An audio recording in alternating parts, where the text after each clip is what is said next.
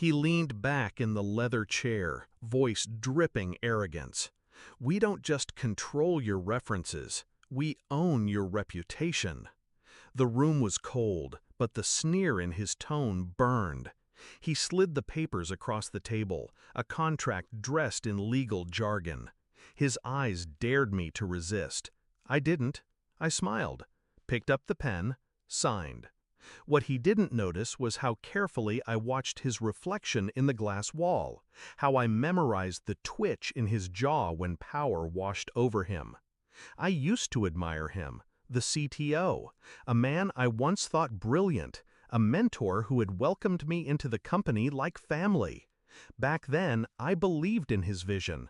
We'd stay up late, sketching ideas on whiteboards, dreaming of disruption and legacy. But the cracks appeared fast. First, the subtle digs about my inexperience. Then, the meetings I wasn't invited to.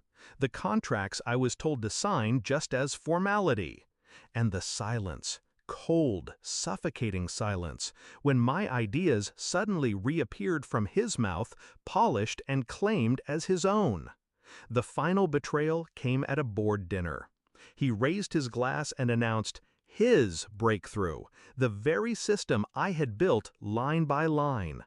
Everyone clapped. My name never left his lips. I knew then I wasn't a partner. I was a pawn. The contract he forced on me was supposed to be the cage. Non-compete, non-disclosure, non-existence. If I left, I'd vanish. He'd scorch my name, salt the earth where I stood.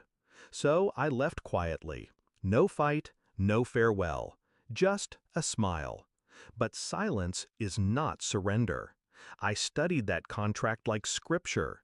Buried in its arrogance were loopholes, messy clauses drafted by someone too drunk on ego to read fine print. I brought it to a lawyer I trusted, someone as patient and meticulous as I had become. Together, we built the skeleton of a plan. I disappeared from the CTO's radar, but I didn't disappear. I built something new. This time in shadows, no press releases, no LinkedIn noise. Quiet growth, quiet allies, quiet power. Every time a VC asked me about the old company, I played the humble ghost. Oh, just doing my own thing. Nothing serious. They believed me. They liked me. They invested. Meanwhile, I watched the CTO play emperor. He built his empire higher, louder, emptier. Investors loved the noise. Customers, not as much. A year later, the tables flipped. We were finalizing an $80 million round. The conference room buzzed with suits and signatures, cameras, handshakes, champagne chilling in the corner. That's when my lawyer walked in, a quiet man in a gray suit carrying a folder that felt heavier than stone. He laid it gently in front of the opposing counsel. "Before we proceed," he said softly, "there's a matter we need to address." The counsel frowned, flipped the folder open. Pages, dates, the CTO's signature, my old one. Clauses highlighted in yellow like open wounds. I watched his eyes skim, then stall, his brow furrow, his lips pressed tight. Finally, he leaned toward the CTO and whispered, just loud enough for me to hear, "What exactly did you make him sign?" The CTO's smirk faltered. His hand twitched toward the pages, desperate to snatch them back. But it was too late.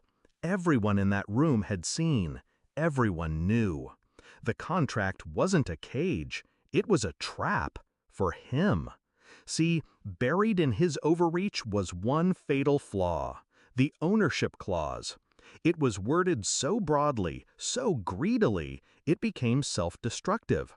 By asserting control over my intellectual property, he had inadvertently transferred liability for everything I created under his watch, including the skeleton code I had deliberately left in the system, faulty by design, dormant until pressure revealed the cracks. Our counsel laid it out like a surgeon with a scalpel. This contract places the company, and specifically your CTO, in direct breach of multiple fiduciary and IP laws. Enforcement of it is not only void, it is evidence of misconduct. The VCs looked at me differently then, not as the pawn, not as the ghost, as the man who had just exposed the rot at the core of the old kingdom. The CTO's empire crumbled in silence. One whisper, one paper, one smile. When it ended, I walked out calm, steady. Behind me, his voice rose, angry, panicked, trying to salvage authority. No one listened. Not anymore. I didn't need to gloat. His downfall was louder than anything I could have said. Now, the funding closed. The cameras clicked. My company breathes without his shadow. And when people ask me about the past, I just smile. Because revenge doesn't always roar. Sometimes it whispers in legal ink. And sometimes the most devastating signature is the one you give them willingly.